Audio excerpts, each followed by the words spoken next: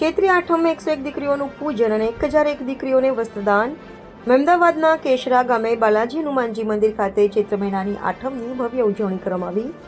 મહેમદાવાદથી Dakor road પર આવેલા કેશરા ગામમાં સમસ્ત બ્રહ્મ સમાજ સંચાલિત બાલાજી હનુમાનજી મહારાજના મંદિરમાં આસપાસના ગામોમાંથી 1 થી 10 વર્ષની દીકરીઓને મંદિરે બોલાવવામાં આવી હતી.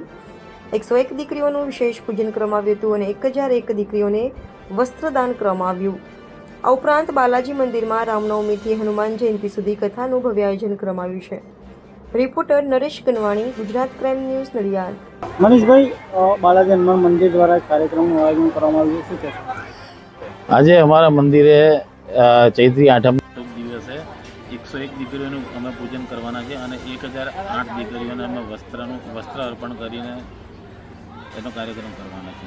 આગામી દિવસોમાં કેવા કાર્યક્રમ? આગામી દિવસોમાં આવતીકાલ 6 એપ્રિલ એટલે કે રામનવમીથી માંડીને 12 એપ્રિલ હનુમાન જયંતિ સુધી 7 દિવસ અમારા મંદિરના મંડપમાં 7 દિવસ તત્વાર્થ કથાનું આયોજન કરવામાં આવ્યું છે. જુદા જુદા મહંત દ્વારા સાંજે 4 થી 7 તત્વાર્થ કથાનું આયોજન કરવામાં આવ્યું છે, જેનું GTPL અને યુટ્યુબ પર લાઈવ ટેલિકાસ્ટ પણ બતાવવામાં આવવાનું છે.